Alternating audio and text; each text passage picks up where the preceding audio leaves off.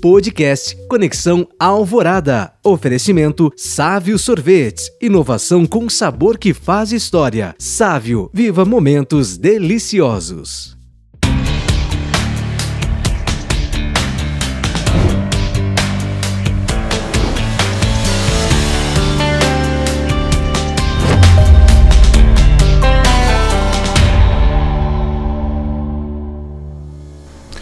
Olá, seja muito bem-vindo, bem-vinda ao nosso podcast Conexão Alvorada. Esse podcast que busca a conexão conosco mesmo, essa conexão com os outros que estão à nossa volta e essa conexão tão importante com Deus. E hoje o meu convidado é um padre. Normalmente nós não recebemos muitos padres aqui, mas hoje eu tenho a grata satisfação de receber um padre que ele fez um trabalho inicial aí nas redes sociais, na internet, e hoje ele é um grande apóstolo aí da internet, está evangelizando nas mídias sociais. Padre Alex Nogueira, seja muito bem-vindo ao nosso podcast Conexão Alvorada. Muito obrigado pela acolhida, fico feliz de estar aqui neste podcast. O Espírito Santo nos ilumina sempre, nos conduz para diversos lugares e com certeza acredito que nos conduziu para estarmos aqui hoje. Amém. O Padre Alex Nogueira, ele é reitor do Seminário de Teologia Divino Mestre lá em Jacarezinho, ele é mestre em Direito Canônico e apresentador do programa Manhã de Luz, que nós transmitimos aqui pela Rádio Alvorada todos os dias. E também temos um à noite, não é? À noite também nós temos um outro programa. Padre Alex, eu gostaria inicialmente, conhecer um pouco. As pessoas conhecem esses programas, os seus momentos oracionais, mas vamos voltar um pouquinho no início de tudo. Como surgiu a vocação sacerdotal, enfim, conta um pouquinho pra gente esse início. Sim, eu nasci numa cidade aqui do interior do estado do Paraná que se chama Tomazina. É uma cidade pequena, hoje conta aí com 9.000 e poucos habitantes. E é nesse contexto de uma cidade interiorana do estado do Paraná, que foi colonizada por mineiros que vieram ali no século XIX para aquela região, nesse contexto onde a fé católica é muito forte, de grandes devoções, sobretudo novenas, procissões, orações que fazem parte da vida do povo, rezar o terço na casa das famílias. E neste contexto eu cresci nesta cidade onde eu nasci, cresci, fui educado ali e envolvido por esse caminho devocional de fé forte, eu pude então também ir discernindo a minha vocação. Participava, é claro, da paróquia, é uma só paróquia na cidade, participava dessa paróquia, onde ajudei como catequista, antes mesmo coroinha na igreja, catequista, fui também membro da equipe de liturgia, e assim, neste contexto, eu crescia e discernia que dentro do meu coração havia o chamado para a vocação sacerdotal. Cresci numa família católica, numa cidade onde está impregnada a realidade da fé católica, e também tive esse chamado de Deus para o sacerdócio. Desde pequenininho eu já dizia que queria ser padre. Depois eu cresci e continuei a dizer em ser padre. Concluído então todos os estudos ali, o estudo do ensino fundamental e ensino médio, aí sim vem o momento de deixar a cidade de Tomazina, quando eu, com o início dos 17 anos, então vou para o seminário. Então, todo o contexto inicial, ele se dá em Tomazina. Lá nós temos um santuário, que é o Santuário de Nossa Senhora da Conceição Aparecida e Santo Inocêncio, que antes era a paróquia Nossa Senhora da Conceição Aparecida, é a primeira paróquia do estado do Paraná que foi dedicada a Nossa Senhora Aparecida. E depois, posteriormente, já há aproximadamente 10 anos, foi então elevado à dignidade de santuário. E ali, desde pequeno também, quando eu entrava no santuário, um santuário muito bem ornado, à direita nós temos um santo do século III da era cristã, cujas relíquias os ossos dele estão ali, é Santo Inocêncio Mártir. Elas foram transferidas da Itália para Tomazina em 1975. Então, desde criança, quando eu entrava ali no santuário, eu também tinha a oportunidade de ver à direita as relíquias e saber que Santo Inocêncio ele morreu com 16 anos, exatamente a idade que eu estava terminando os estudos e depois, no outro ano, ingressando no seminário.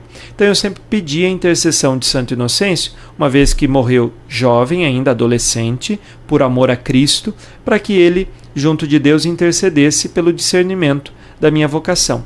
Então tudo isso permeia o início de tudo que acontece em Tomazina. Padre, e como isso aconteceu durante toda a infância, adolescência, não foi uma grande novidade para a família, para os pais, né? Foi uma transição tranquila essa saída de casa. Não foi um pânico como acontece, por exemplo, no meu caso, que já saí bem mais tarde de casa. A família já estava esperando.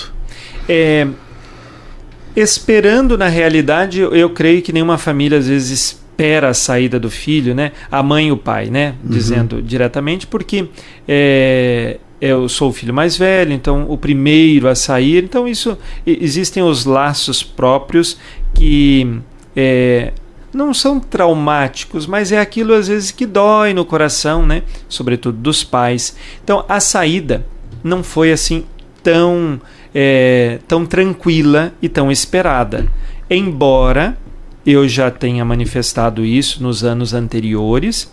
Quando então chega o momento de fato da decisão, é um momento dolorido para os pais, né? Eles têm uma certa resistência, mas não que impeça, né, de ir. Então é uma transição, embora consciente, embora já tenha dado os sinais, mas quando é chegado o momento da decisão, é um pouco doloroso, com certeza, mais para eles do que para mim, visto que eu tinha muito claro no coração que queria ir para o seminário e o fiz com muita alegria e da minha parte com muita tranquilidade, mas da parte da família um pouco doloroso, sim, com certeza.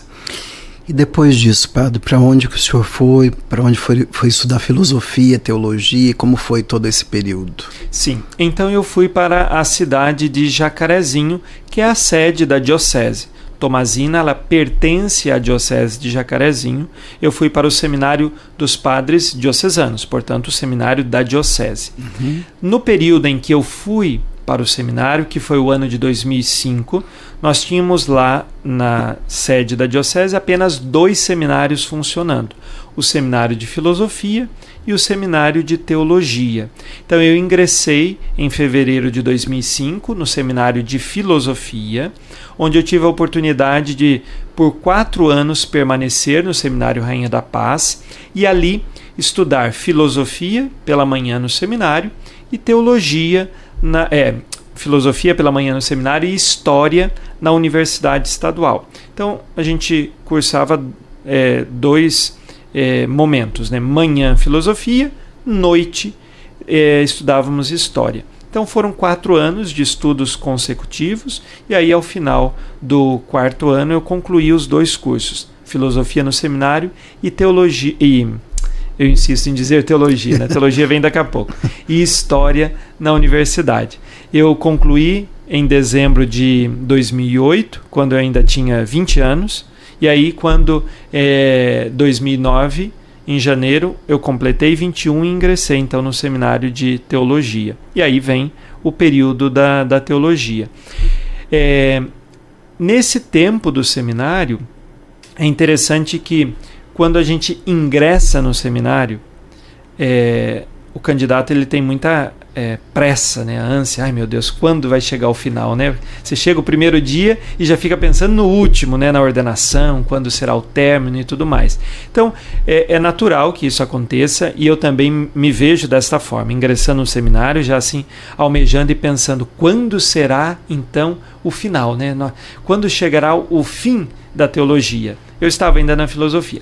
Mas depois, conforme os anos passam no seminário, a gente assenta um pouco a ansiedade e então foca naquilo que é o essencial, que é viver cada ano os seus desafios, cada ano o seu crescimento, seja no âmbito intelectual, humano, espiritual, e aí vamos desenvolvendo. E aí eu posso dizer, eu passei esse período do seminário um tempo muito abençoado, um tempo muito rico de crescimento em todas as áreas. A gente tem boas lembranças deste tempo. No período da filosofia, quando eu ingressei, nós éramos 33 seminaristas que estávamos na filosofia. Grande parte também estudava ali na mesma universidade, alguns também faziam história. Então nós formávamos uma verdadeira família ali no seminário de filosofia. Aí em 2009 eu fui para o seminário de teologia, estudei 4 anos lá, até que então nós concluímos.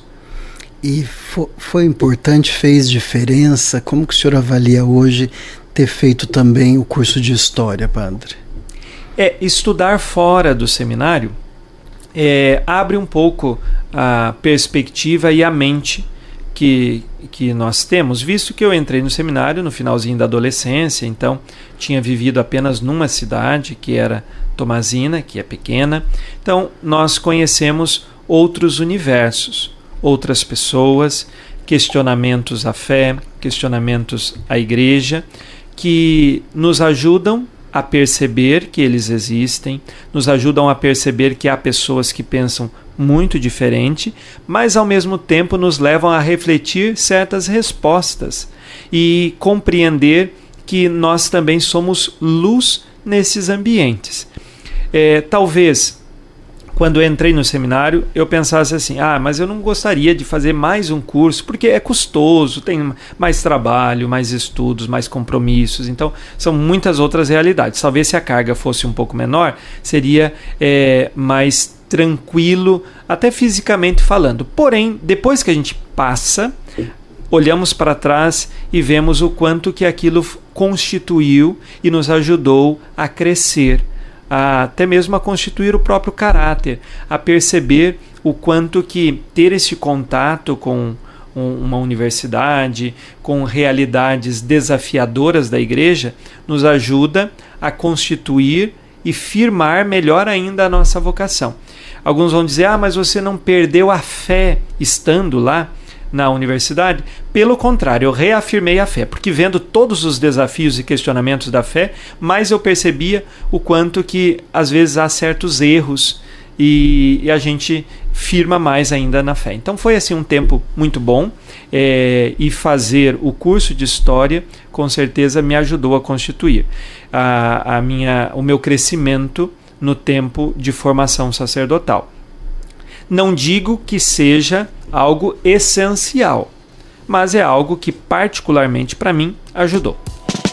E você que está acompanhando o nosso podcast Conexão Alvorada, ele conta com o apoio da Sávio Sorvetes, uma marca de sorvetes da cidade de Londrina. Sabe por quê? Porque a qualidade se prova no sabor. Os sorvetes da Sávio são feitos com 73% de leite e ingredientes de primeira. E agora, além dos clássicos que você ama, temos aí os novos sabores, pistache, creme de avelã e os packs de picolés para a família toda.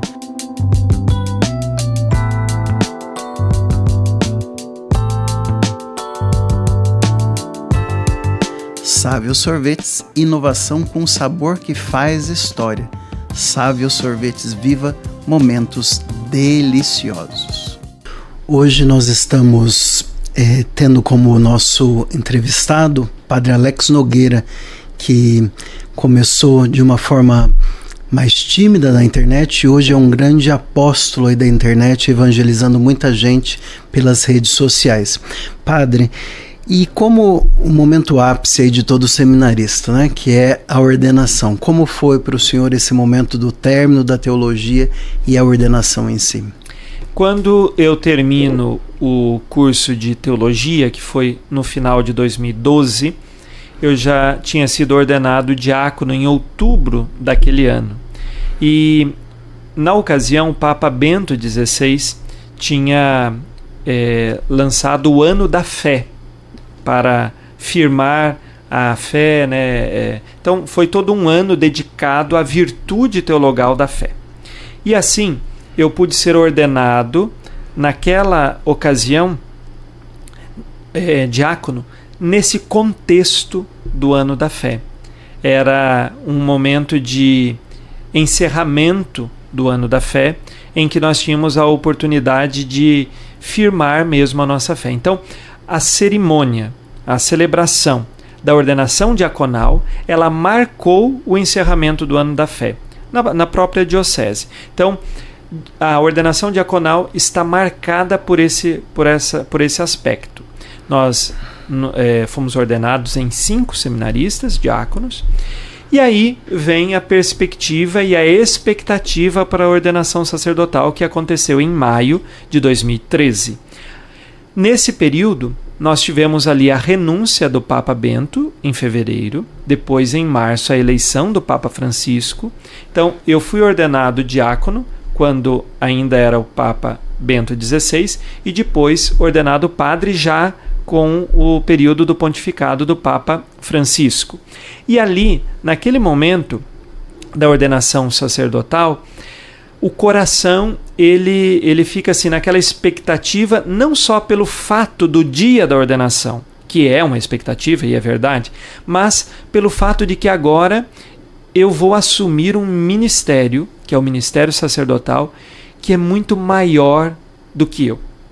Então, quando chega o dia da ordenação e passa o dia da ordenação, e até hoje mesmo, né, passado aí 12, quase 13 anos depois da ordenação, eu olho para mim, olho para as mãos e penso assim, meu Deus, eu sou sacerdote, e nós somos tão pequenos diante dessa realidade tão grande, tão misteriosa que é o sacerdócio na vida de um ser humano, que naqueles primeiros dias posteriores à ordenação, eu ficava pensando, será que realmente eu sou padre? Meu Deus, que coisa tão grande e um mistério que trazia ao coração uma realidade, gratidão e ação de graças. Porque a vocação não é minha, a vocação foi Deus quem deu a mim, foi Deus quem chamou, e portanto o sacerdócio também não é meu, o sacerdócio é de Cristo. Nós dissemos sim, somos tão pequenos, tão frágeis, com tantas fragilidades, e Deus simplesmente escolheu.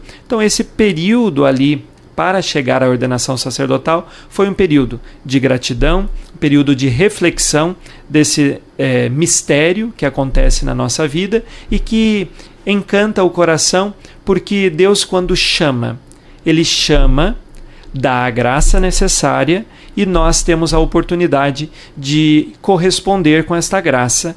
Eu poderia ter dito não, mas o Espírito Santo nos fortaleceu a dizer sim. Sim, com um certo medo, mas animado pela própria palavra do Senhor, que diz, não tenhas medo, e firmado nos dons do Espírito Santo. Então assim foi esse período do início do ministério, o período de ordenação, seja ele diaconal, seja sacerdotal.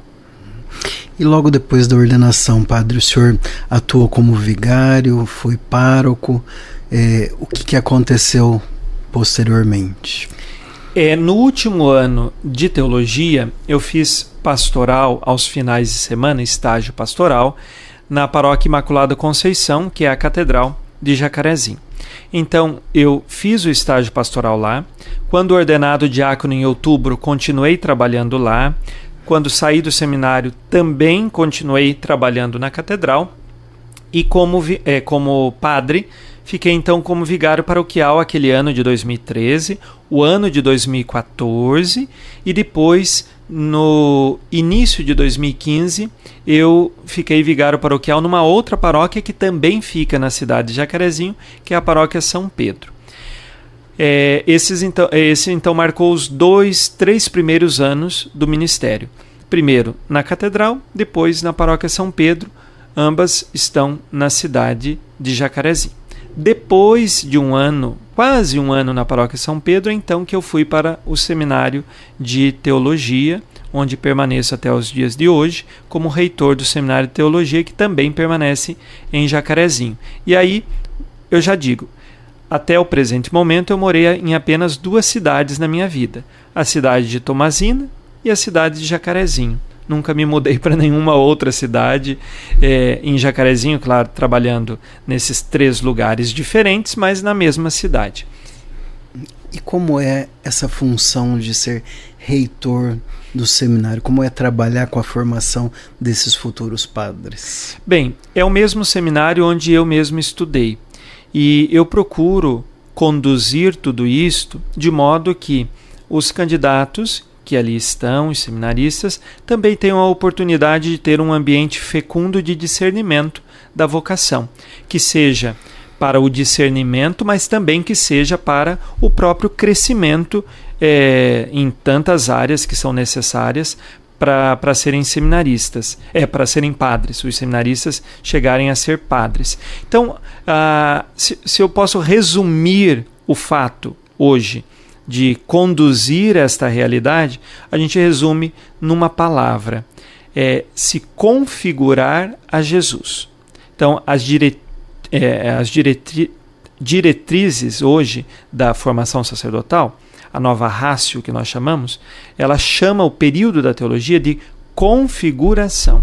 Então, como que eu me configurar? Eu preciso me configurar com Cristo. Mas para isso eu preciso encontrar um ambiente que seja favorável para tanto, que é então a missão de alguém que está trabalhando na formação exatamente nesse período dos estudos da teologia. Ajudar o candidato a se configurar com Cristo e encontrar o ambiente favorável para que a sementinha que foi ali jogada, ela possa então crescer, florescer e dar bons frutos na igreja.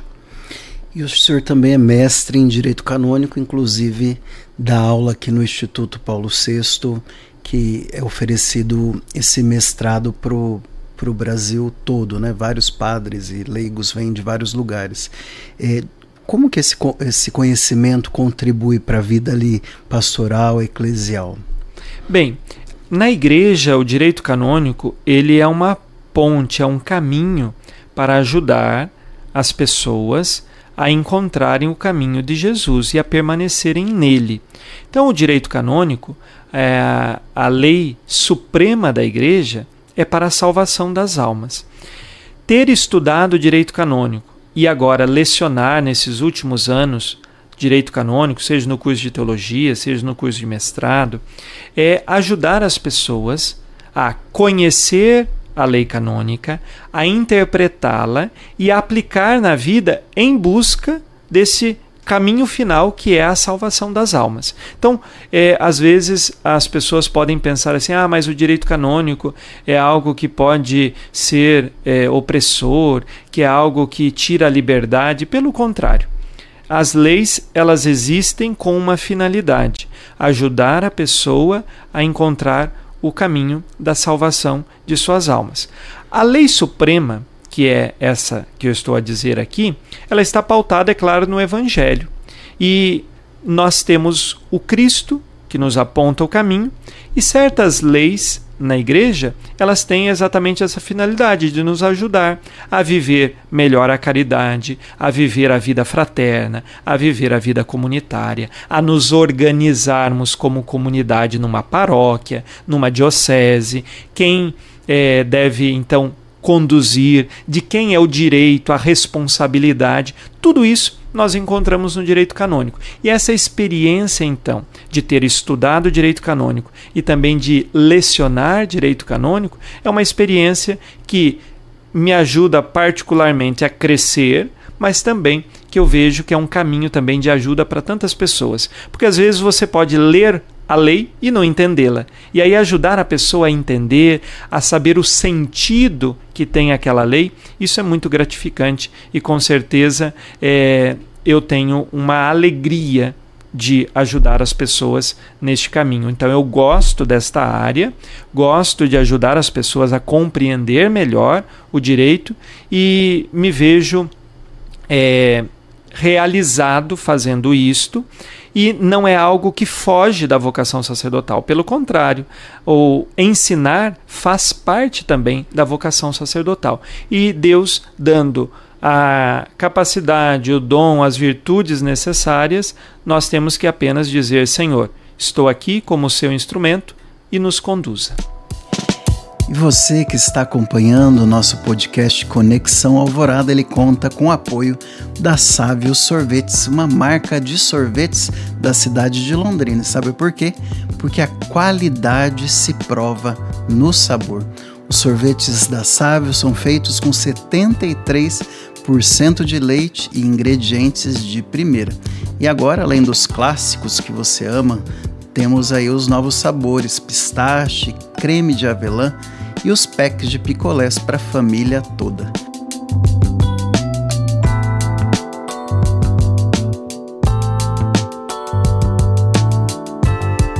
Sávio Sorvetes, inovação com sabor que faz história. Sávio Sorvetes, viva momentos deliciosos. Hoje o nosso convidado no podcast Conexão Alvorada é o Padre Alex Nogueira. E aqui, como nós sempre buscamos essa conexão melhor conosco mesmo, com os outros e também com Deus, a evangelização digital, né, essa evangelização pelas redes sociais, é uma maneira de nos conectarmos aí com Deus de diversas formas. Padre, eu gostaria de entender, né, que em 2012 surgiu essa oportunidade de o senhor assumir o programa Manhã de Luz. Foi dali que tudo começou, toda essa evangelização pelas redes sociais? Sim, vou contar então como que tudo isso começa e se desenvolve, né? Quando eu fui ordenado diácono, como eu contava anteriormente, foi em outubro de 2012 e eu estava já então trabalhando na catedral. A rádio fica no próprio terreno ali da catedral, a Rádio Educadora de Jacarezinho. Na ocasião, existia já o programa Manhã de Luz há muitos anos. Anteriormente ele era apresentado pelo nosso bispo emérito, Dom Fernando José Penteado. Depois passou a ser apresentado por alguns padres. Quando eu chego na catedral, o padre que estava apresentando era o outro vigário paroquial da catedral, o padre Rodolfo. Ele apresentava então o programa comigo. Ele apresentava o programa e me chamou para apresentar com ele. Só que dividimos, cada dia um apresentava. Um dia ele, outro dia eu. Aí passou que ele acabou, por tantos compromissos, deixando de apresentar o programa e eu fiquei como o apresentador oficial e único do programa. Isso em 2012. É um programa de rádio. O mesmo formato que era em 2012 é o formato do programa hoje. A partir de 2015, o WhatsApp ele foi se popularizando muito, né? Então, as pessoas começaram a utilizá-lo, né? A internet ficou mais acessível, nossos smartphones ficaram também mais acessíveis para aplicativos. E aí, 2015, o WhatsApp já estava bem popular já na vida das pessoas.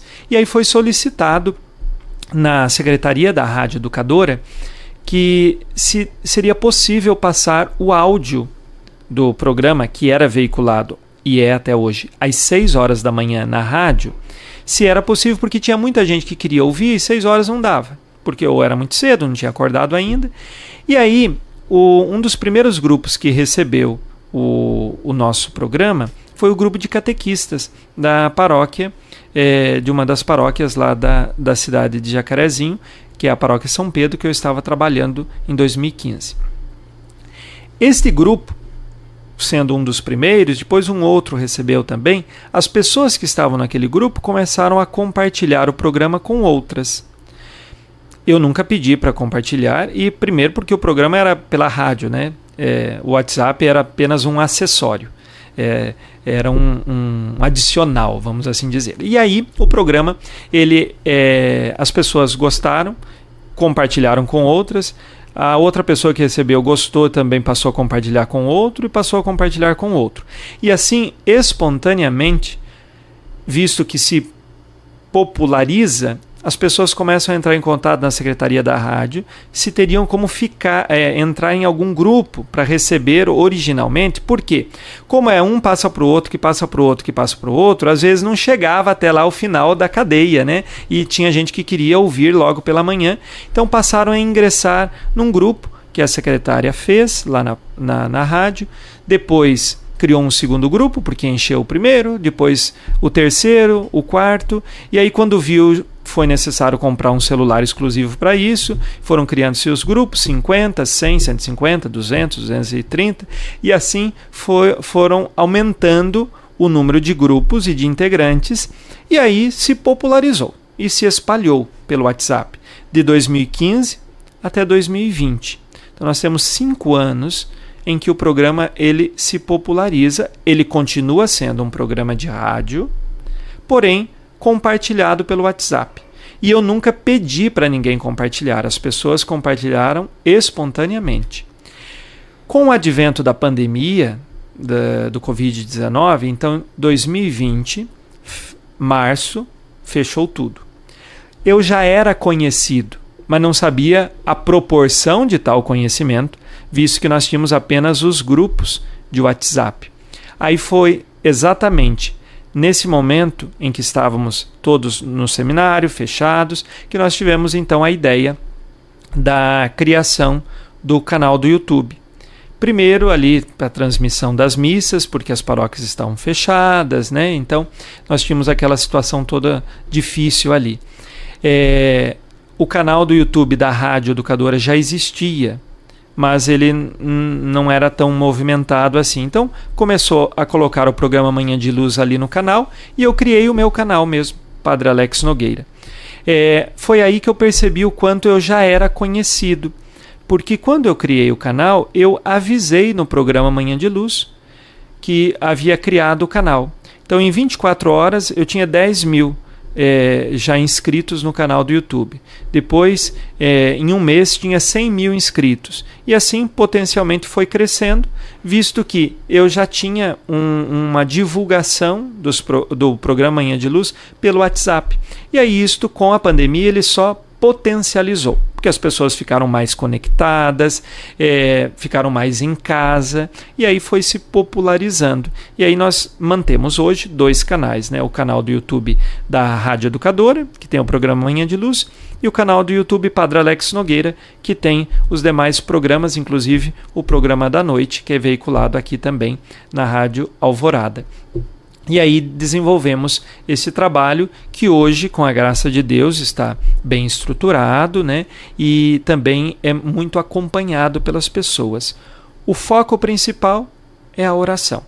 Nós ajudamos as pessoas a rezar. Com todo esse trabalho, Padre, principalmente quando se iniciou no YouTube, né? Em 2020. E hoje o senhor tem aí diversos trabalhos no YouTube. O senhor acredita que é possível, que existe um debate muito grande, se é possível ou não evangelizar nas redes sociais? Se comenta muito que as pessoas ficam muito superficiais, elas ficam só ali nas telas e pouco na prática, na vida paroquial. O que o senhor pensa disso? Bem, o ambiente digital, ele é uma realidade que está presente na vida das pessoas. Então não tem como negar que o ambiente digital esteja na vida das pessoas. Pensar que o ambiente digital ele pode escravizar as pessoas, deixá-las superficiais, polarizar certas realidades, o ambiente digital infelizmente pode.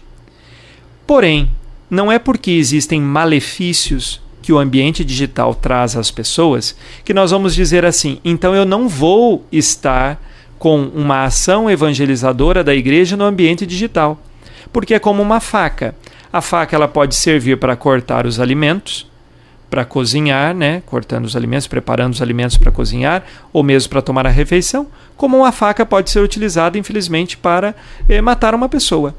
Então, o uso do ambiente digital, ele precisa ser, é claro, visto com discernimento e com prudência. Isso é necessário. Agora, não é porque ele tenha pontos negativos que agora eu vou dizer assim, não, eu não vou entrar no ambiente digital para evangelizar, porque as pessoas estão ali. Se as pessoas estão ali, nós precisamos ir ao encontro dessas pessoas.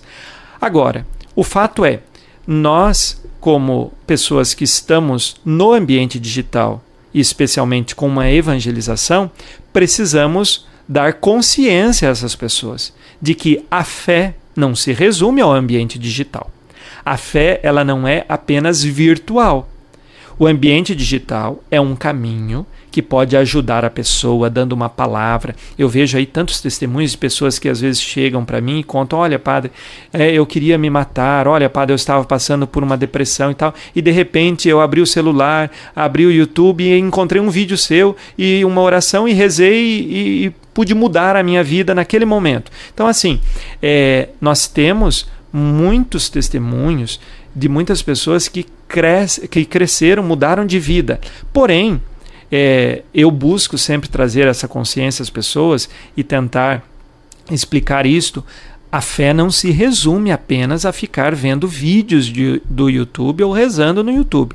Este é um caminho, é um pequeno elemento que ajuda a uma realidade muito maior. E aí eu sempre digo também nos programas, né? Por exemplo, nos domingos, né? Quando a pessoa está ouvindo o programa de manhã, eu lembro, olha, hoje é domingo, é dia de ir na missa, dia de ir na comunidade. Então, eu não posso também, como um evangelizador do ambiente digital, querer que as pessoas fiquem escravas e exclusivamente voltadas só para o ambiente digital. Eu preciso levar essas pessoas a conviver no ambiente concreto, no ambiente real da sua comunidade, onde temos conflitos, que temos dificuldades. Eu recordo em diversas pregações, tem pessoas que se afastam de ir à paróquia, de ir à igreja, de ir à missa, porque dizem assim, eu vou lá e eu encontro tantas pessoas fofoqueiras, pessoas que ficam reparando, tem divisão e tal. Bom, seja bem-vindo à realidade humana. Nós não vamos encontrar nenhuma paróquia e nenhuma comunidade no mundo inteiro, nós não vamos encontrar nenhuma paróquia perfeita, nenhuma comunidade perfeita. São seres humanos, pecadores, assim como eu erro, assim como eu peco, o outro também peca. Então eu devo ir à igreja, à paróquia, à comunidade, pela minha fé que eu tenho na pessoa de Jesus, pela fé que eu recebi da igreja como grande tesouro. É por isso que eu vou à comunidade. Agora, eu não posso querer esperar para ir à comunidade quando tudo estiver o céu. Aqui, infelizmente, nós não vamos ter. A comunidade perfeita não existe. A comunidade está sempre em crescimento. Na última ceia, os 12 apóstolos foram instituídos por Cristo como apóstolos. E ali nós já tivemos a primeira traição, o primeiro escândalo, a primeira com Judas. Então, mas tem tanto escândalo na igreja. Seja bem-vindo à realidade. Agora, não é por isso que nós vamos nos contentar com isso. Então, eu vou rezar pela santificação do clero, eu vou rezar pela minha comunidade, eu não vou desistir, eu vou também buscar crescer, lutar contra o pecado e assim, então, estar unido à comunidade ali, presente. Então, eu estou no ambiente digital, eu evangelizo no ambiente digital, mas eu quero ajudar as pessoas a ir também para o ambiente real, a estarem lá na realidade da sua comunidade e a crescerem e ajudarem também a comunidade a crescer, ajudar o irmão a crescer e assim desenvolver. Então, observando, o ambiente digital, ele tem pontos positivos e tem pontos negativos. Evangelizar no ambiente digital, é claro, é colocar o nosso rosto para críticas, questionamentos, há pessoas que vão dizer, mas não devia estar, é bom, não é bom. Então, essa discussão ela sempre vai existir. O discernimento que a gente tem é necessário estar nesse ambiente. Já o Papa São João Paulo II, quando a internet estava começando, ele já dizia da necessidade de estar presente na internet. Então, hoje nós sabemos, a igreja precisa ser missionária em todos os ambientes, inclusive no ambiente digital. Com crítica ou sem crítica, nós precisamos ir evangelizando, discernindo e levando as pessoas para um verdadeiro encontro com Cristo e com a realidade também da sua comunidade, da sua paróquia. Interessante isso que o padre Alex diz. Eu tive a oportunidade de vivenciar, eu tenho um casal de amigos em Natal, no Rio Grande do Norte. Eu fui visitá-los um pouquinho antes da pandemia e me mostraram esse áudio pelo WhatsApp que eles recebiam. Eu falei assim, nunca ouvi falar desse padre Alex. Então realmente começou bastante tempo antes rodar pelo Brasil e chegando aí nessa questão do YouTube.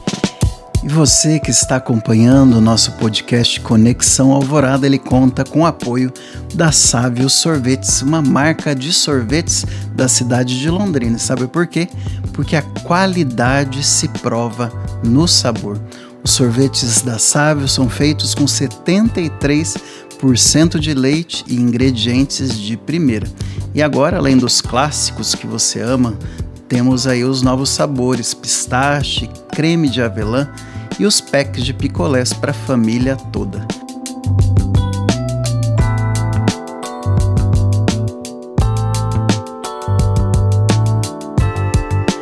Sávio Sorvetes, inovação com sabor que faz história.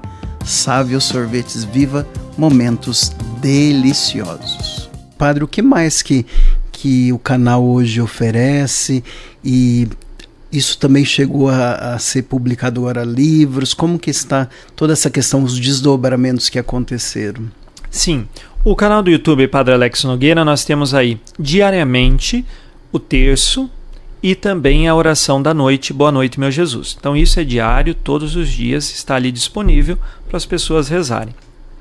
Fazemos também novenas, sempre em preparação à data de santos mais populares, né? Então temos as novenas e nos períodos fortes da igreja, a Quaresma em preparação para a Páscoa, o Advento em preparação para o Natal e a popular Quaresma de São Miguel, nós também temos as orações diárias. É isso que nós oferecemos no canal do YouTube.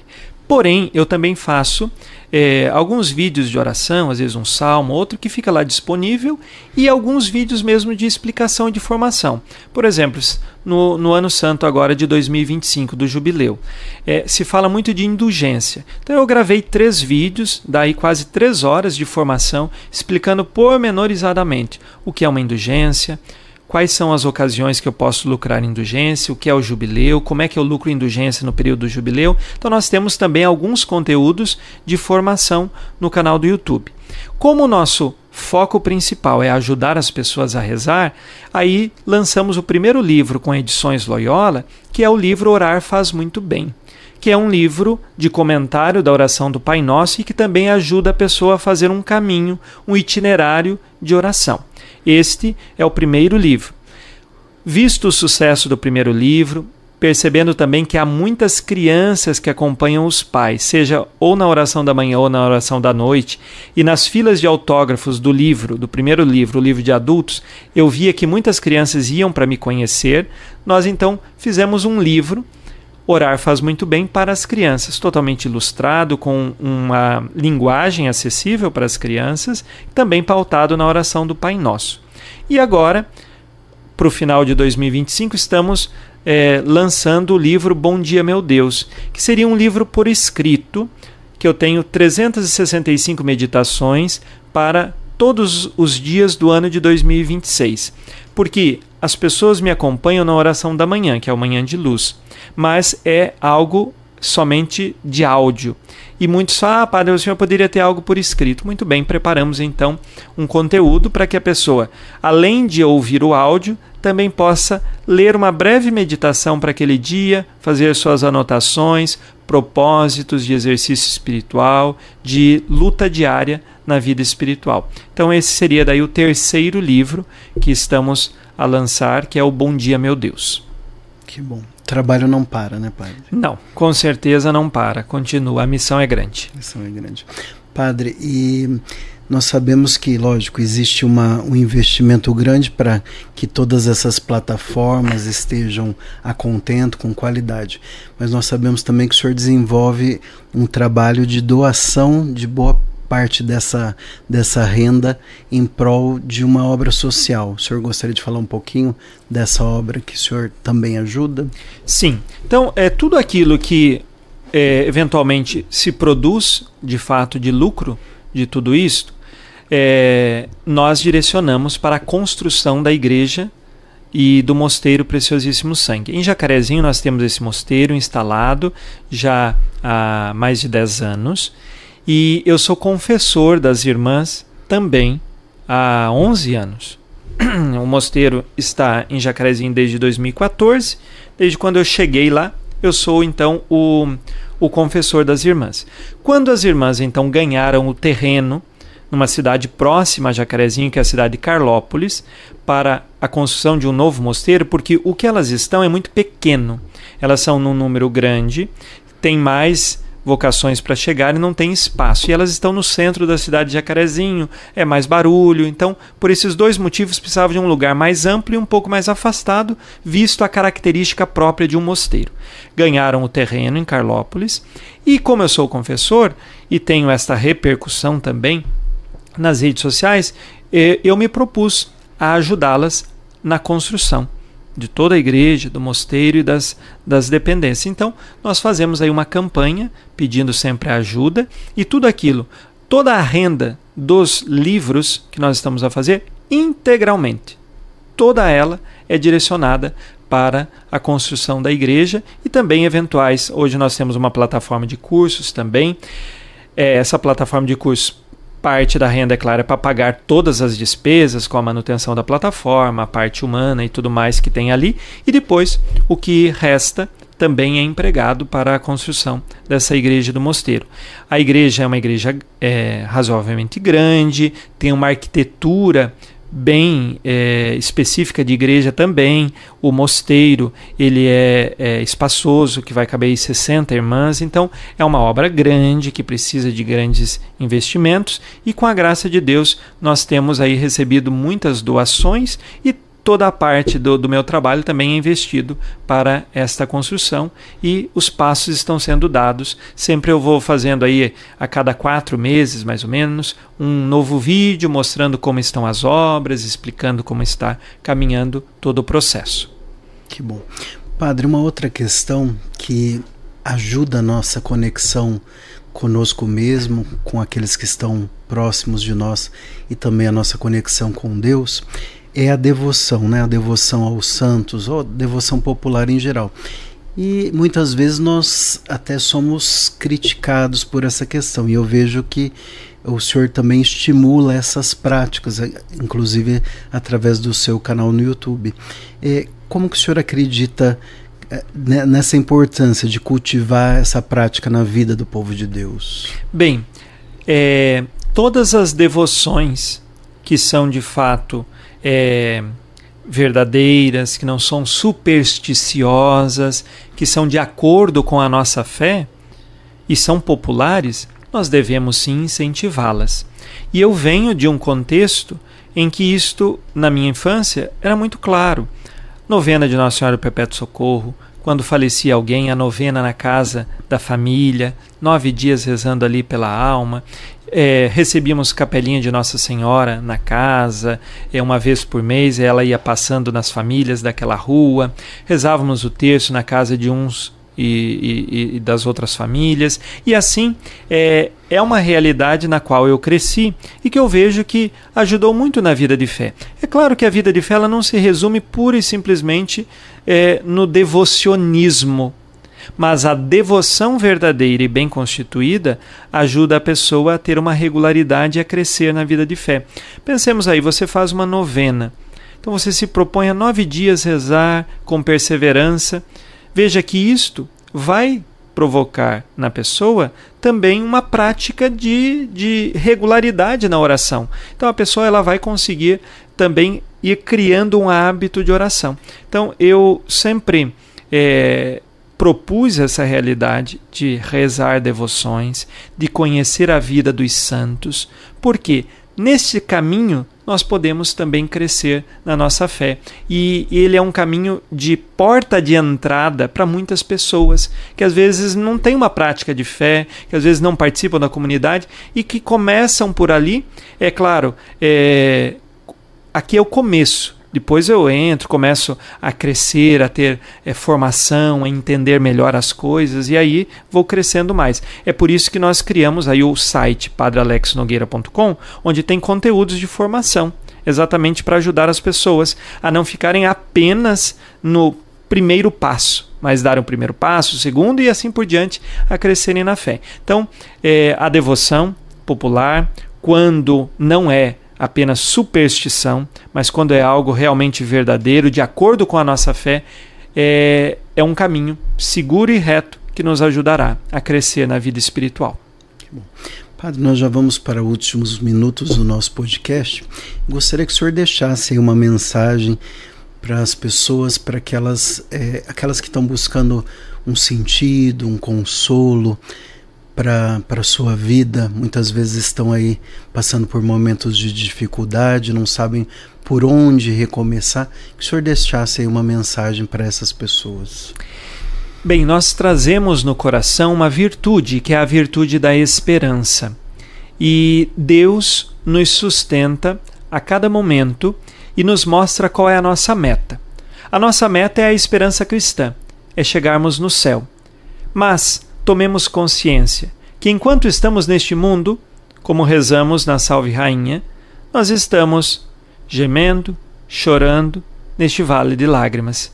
E por isso precisamos encher o nosso coração de verdadeira esperança. Não desanime, não desista, como canta o Padre Zezinho, às vezes nem sempre vem como nós esperávamos, nem sempre vem como nós pedíamos na oração.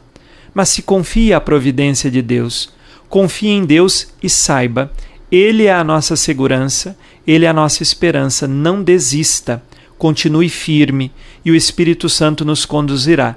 Abra as portas do seu coração e deixe que o Espírito Santo conduza a sua vida. Seja perseverante, seja fiel e tenha o seu coração repleto da verdadeira esperança. Não de esperança de coisas que passam neste mundo, mas da verdadeira esperança que está guardada em Deus, está lá no céu. É para lá que nós caminhamos. Que Deus sustente a sua vida. Padre Alex, eu tenho aqui um presente para o senhor, a Sávio Sorvetes, que é o patrocinador do nosso podcast, que é tradicional esse sorvete há muitos anos em Londrina. Mandou aqui um lançamento que é creme de avelã gianduia, um sorvete sabor chocolate com recheio sabor gianduia. Ele manda para os nossos convidados, a Sávio Sorvetes manda para os nossos convidados, então o senhor vai poder degustar de sobremesa hoje a sorvete da Sávio Sorvetes. Muito obrigado, Padre, Deus abençoe, obrigado a Sávio. Estamos aqui com um delicioso sorvete, vamos experimentar o lançamento. Obrigado, Padre Alex, mais uma vez pela sua presença. Podemos conhecer de forma mais profunda, né, a história do Padre Alex Nogueira hoje, que nós temos aí 2 programas com ele na nossa grade da Rádio Alvorada, e hoje conhecemos como tudo começou. Tão interessante isso. Gostaria de pedir, Padre, que o senhor desse então a bênção final para todos os nossos ouvintes e internautas. Sim. O Senhor esteja convosco. Ele está no meio de nós. Deus Todo-Poderoso, pela intercessão da bem-aventurada Virgem Maria, abençoai todos os que nos acompanham, suas famílias e trabalhos, livrai-os de todos os males, em nome do Pai, e do Filho, e do Espírito Santo. Amém. Muito obrigado a você que nos acompanhou em mais um episódio Conexão Alvorada. Até o próximo episódio. Deus te abençoe. Até lá. Podcast Conexão Alvorada. Oferecimento Sávio Sorvetes. Inovação com sabor que faz história. Sávio, viva momentos deliciosos.